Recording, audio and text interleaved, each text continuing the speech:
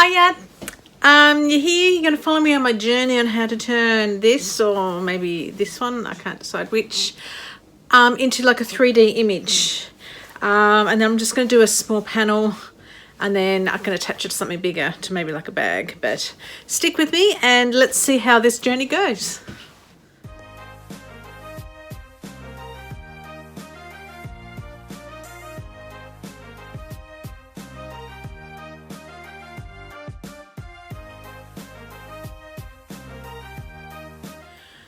Okay, so first thing off, I can't decide on the fabric. Should I do this really cute greenish colorway? Now I'm just planning on doing like the line. I could cut like a square out of it and then attach it to some other, or this one. I can't decide. I'll decide by the end of this. But, I also bought some other fabrics, so I thought I might try. I'll just show you those, but I don't think I'm going to be doing those today. So this one is really cool. It's got like glass with headdresses and sunglasses, but I think that it's not really going to work because there's too much going on. So that one I'm not doing. I also bought these birds. I thought these birds would be really cute, upside down, but I just think they're a bit too small, not for a first time. So I bought some coordinating fabrics. So let's just pretend we're going to do the green. It'll be easier to see, I think. Oh, I've just noticed the selvage. How cute's that? So I'm going to cut out like a square around it, and then I'm just going to use that, and then I'm just going to try to puff up the actual lion itself, not the bits around it. That's the plan. Whether that works, I don't know. I've got some, I'm going to sew that to some plain fabric, and then I'm going to snip just the plain fabric, and then I'm going to use some stuffing to stuff the lion's head. In theory, that's my plan. It's a work in progress. I'm making it up as I go along. I have no idea how to do it. I've never actually even seen it done. I was lying in bed one night going, wouldn't it be cool if you could add some texture to a bag? So I looked around for the fabric, and this is Tula Pink's new line. I can't think of what it's called. Probably got it on the selvage. No, it's only got the print of the paws. Hang on, what's on this selvage? The new line is called Everglow by Tula Pink, and this one is called Good Hair Day. I get it. So yeah, so I'm going to cut out a square, change my foot on the sewing machine to a free motion, I think, free motion foot, because I want to try to get around the head. I was actually thinking of hand sewing it, but I don't think I'm going to be able to do tiny stitches. I don't know. So I'm going to have to do a few test pieces on the sewing machine first before I do this for real. Okay, cutting fabric and getting my free motion foot is the next step. All right, hang on. Okay, so I just suddenly realised that I need to have a matching thread, and I don't have any pinks in here. I mean, I've got a tiny little bit of pink. So I've got these two greens. So I think I'm going to go the green colourway, and I think that this one here is going to go best, which is the lighter green. Okay, so we're going to go the green colourway with this colour thread. That's the plan. Now I need to figure out how I'm going to cut this out. When I first bought this fabric, I bought a half a metre in each colourway, thinking I would give me the best choice. But honestly, it's really hard to tell, because how much I'm going to cut from it. Because if I cut just like this one here, I'm going to cut into these two guys, and it's not going to leave it for anything else. And if I come over here to the selvage, I'm not going to have enough, and I'm going to have the selvage in it. It's kind of like very wasteful, this fabric, because like, yes, like I've got this one, but unless I cut around circle, I'm going to be sacrificing, what does it mean if I sacrifice those two? But if I cut here right on the outer, because you've got to have a seam allowance. So if I cut here, then I'm sacrificing this guy over here all the way down to this one, and this one. But you know, I think that's what I'm just gonna have to do. Because yeah, unless you're gonna cut in a circle, but I don't think that's gonna work for me. I mean, you could cut in a circle and then attach it as a circle, but oh gosh, it's hard to know, isn't it, what you're gonna do. I'd love to know if you've gotten this fabric, how do you deal with your big prints like this? Because it does seem awfully wasting considering the price of these fabrics. But you know what, if I'm gonna do it, I'm gonna do it. I'm only gonna try this once. If it doesn't work, then I've given it a good go. I'll just use it for a different project. So I'm just lining up the mat, and I think I'll just cut as close to this here as I go. I want to leave that bit there. Actually, maybe I'll give that one I know what, I'll give this one 1/4 of a seam allowance. Or is it half? I'll give him 1/2 inch allowance on this side from this guy. And I'll just cut to about here. So that way I've still got this guy. I just can't sacrifice these many people. I'm calling lions people. Okay, let's go. I hate cutting into fabric to start with. So I've got a 1/2 inch there. So I'm going to go all the way up to the top. Oh, there's a tiny little fly there. Oh gosh, this is hard.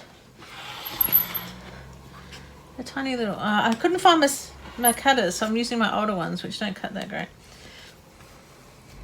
So he comes to about here. So come down a little bit. Come across. I thought it would be easier than this, cutting this. All right, let's see, where's my guy? Do I want to take, do I want the bottom of this one, or do I want to leave the top of this one? Because that's got a very cute, there's a tiny little lime green fly right there at the top. I'll show you in a minute, but let's see.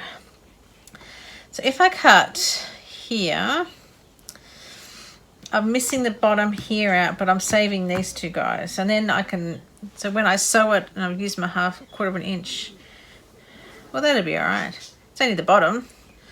Maybe I could do that. That sounds like a plan to me. Let's see if I can cut it straight.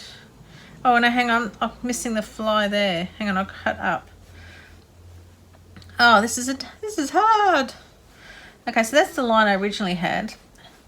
If I come, okay, so if I go like a 1/2 inch above this guy for the next one, okay, maybe I'll come down 1/4 of an inch. That seems like a plan. And then sort of cut it straight-ish. That would help, wouldn't it? Gosh, I hope that's straight. All right. Oh, I wonder where my other rotary cutter is. And I've just curved it. Ugh. Okay, so now I didn't quite cut this to the 1/4. All right. We have a separation, and let me just show you that cute little fly. So hang close up. See the cute little fly there? It's cute, isn't it? Quite a cute little design. All right, so I think I'm gonna have to iron it first because I want to get over this wrinkle here, and I need to cut the backing fabric. Okay, so I've just ironed it, and I've cut out a piece of backing fabric which is way bigger. I just figured it would be easier to move it around when I'm quilting it. And yes, I know I've left these guys on, but I'm trying to focus on this one here. So I'm just going to gently pin it out to these. So these are not going to be here. No, that doesn't, it makes sense in my head. Oh my God, it doesn't help, doesn't it? I have absolutely no idea what I'm doing. I was actually thinking of interfacing this, but then I'm like, I don't know. Maybe at the end I can tell you whether it would have been worth interfacing it, but I don't know. We'll see how we go. And I'll just add another one here. It's just, so hopefully it doesn't move much. And hopefully I'm not going to be pricking my finger all the time. All right. So the whole idea is that I'm just going to go around, like around here, come back around his ear, come down around. Try to do his face, separate his mouth, his nose. That's the idea. But what I'm going to do is practice on a piece of scrap fabric. Like here, I might probably need a bigger piece of fabric, just to get the right stitch length before I come and practice on this. Because you know what, it might come down to actually hand stitching this, but we'll figure this out. Okay, I'm gonna shorten the stitch, and then I'm just gonna give it a chest. Let's see how it goes.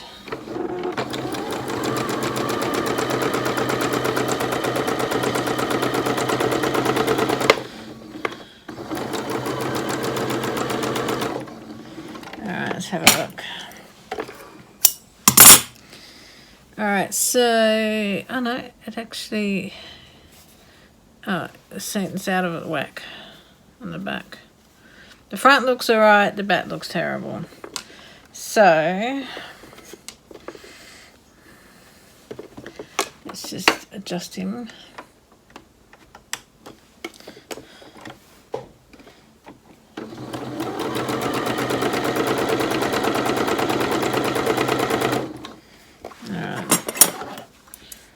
No, that's worse. It's gotten looser. Take it back to auto. Try again, because sometimes that works. Yeah.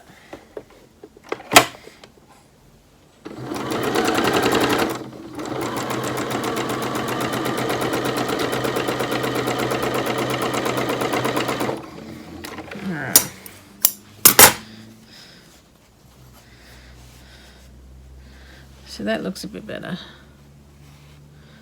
Doing tiny little stitches or big stitches. Alright, so it's going to keep playing with this, and then we can move on to the next stage. The dog's disappeared. She was there supervising me. I'm ready to give it a shot. I can practice until the cows come home, or I can just like try it. So let's give it a go.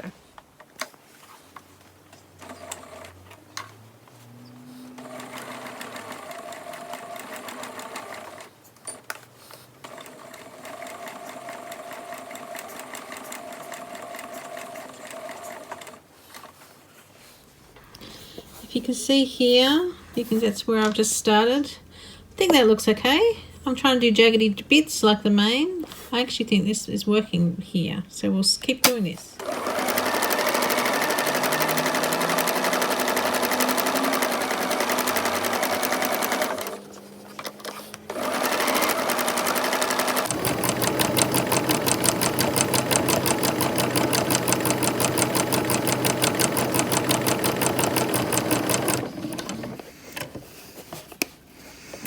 Getting a bit tricky because I can't see the mane. Oh, now it sort of blends down into the fabric. So as it go down, follow his mane that way, I guess. Gotta follow the light stuff. Up around here. Around the flower.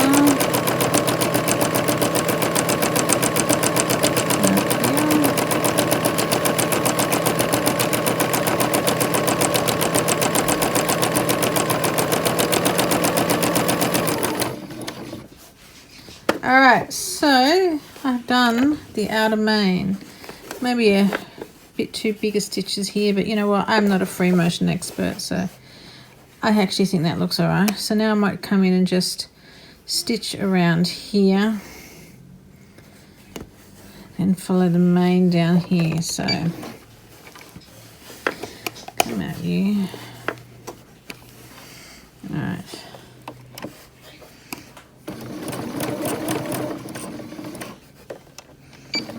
Now where's the thread? You come over here, dude.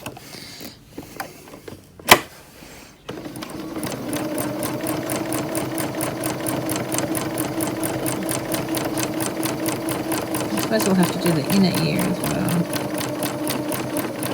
But I've got to leave it to be stuffed. Maybe I have to try to stuff it in there. Didn't really think that bit through. Or maybe I can do that separate. Okay. And then where does it go? It sort of comes down and around. So bring the thread out again. I might start up at this point.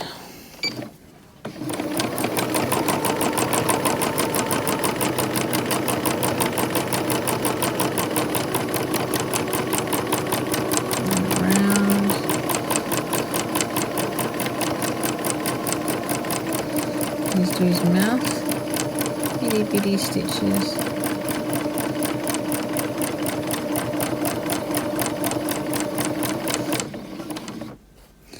Come up again, so thread.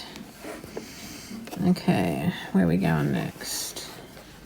His nose. What do we want it about there?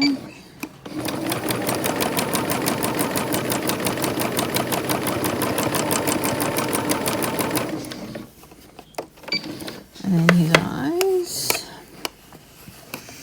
Probably would have been easy if I stuffed it all and then done it. Maybe that would be a good tip to come back and do it. But you know what? We've committed now. Give me thread.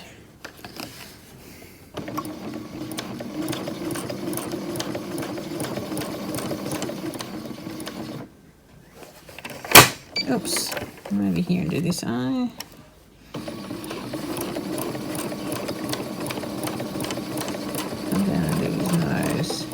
With your thread. There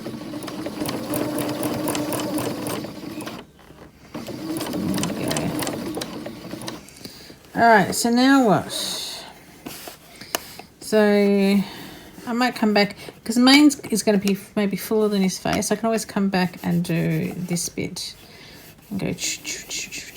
I might do that. Alright, let's have a break. It's quite stressful, that. In theory, I think maybe I could have done the outer, stuffed him, and then gone around and do the ear. But you know what? This is what we've got so far. I might just go and tie these threads, have a cup of tea, and then think about doing how I'm going to stuff it from the back. Oh, you know what? If that looks all right, then maybe I might come and do the flower, but we'll work on the line first. I'm just examining my stitches, thinking, oh, I don't know, have I done an okay job? When I turned it over, and look, a lion. So I think I'm doing an okay job if I can see a lion on the back. So I thought it would be easier to stuff if I actually used an embroidery hoop. Because I'm going to work from the back. Just to help keep it taut. Oh, it's been a while since I've used an embroidery hoop. I had to hunt for them. It doesn't have to be like taut because I'm not going to like embroider. I just wanted to have something to hold on to. So yeah, I'm going to be working from this side. So now I've moved away from the sewing machine onto the couch. I've got that fabric in the hoop, which is giving a nice taut surface to work on. I have taken a sewing pin and I've threaded that through the front of the fabric where the actual line is to pull it away slightly from that white backing fabric. So then when I grab my knitting scissors, they're very, very sharp. They're called steeking scissors actually. I can then just use those to pick up a thread on that white back fabric and just give it a snip. And then from that snip, you can make it a little bit bigger if you need to.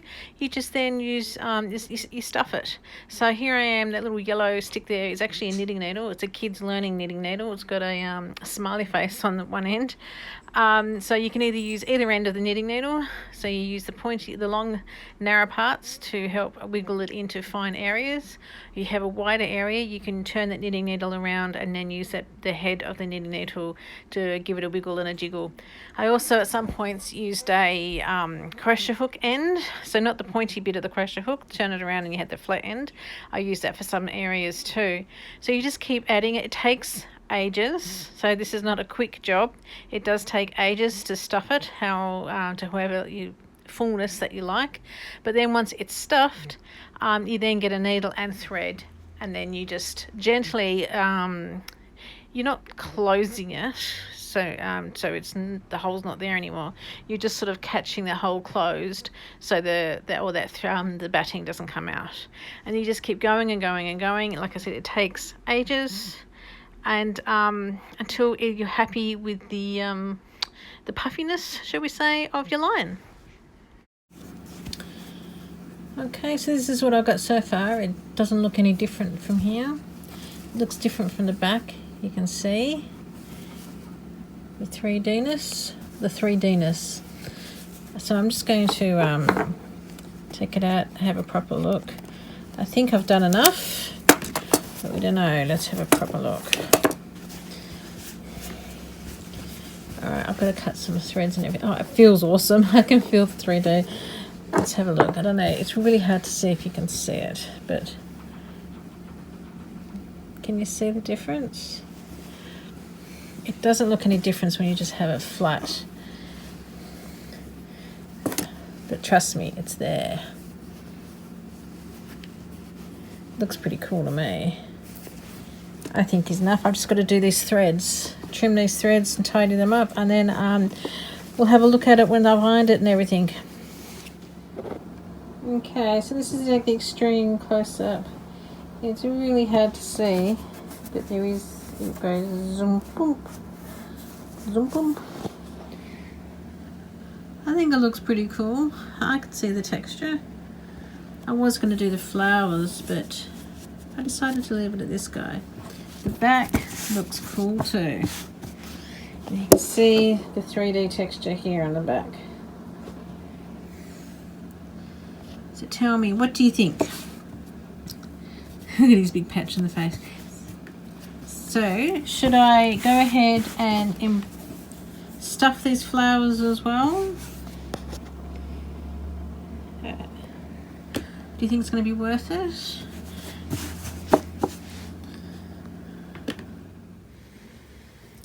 So I was just ironing, and I figured this is probably the best way to show you the difference. Flat, bop. Bop, bop. Can't get in past the line. So flat, bop. Flat, bop. So that was like the easiest way to, you can see. Bop, bop. He looks really cute. I mean, there's not much difference when you just look at him like this. But then when you come down, and you hold him up, you can see the difference.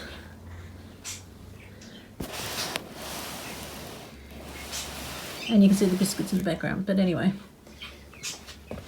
So that's what I've done. I've finished off all the threads. I haven't done the flowers because I wanted him to stand out. But let me know, what do you think? Should I go ahead and do the flowers? And I think he's ready to go on a bag panel, I think. Also, if you think I've, if you got the perfect bag pattern or something, or cushion, he would be awesome on a cushion because he's like 3D. Maybe I should go back and do the flowers. No, I'm going to stick with my original plan. But unless you, of course, tell me you think I should do the flowers. But that was my experiment. I'm pretty happy with the guy. I think he's worked really well. Pretty easy. So hit the like and subscribe. And let me know if you're going to do it yourself. See ya.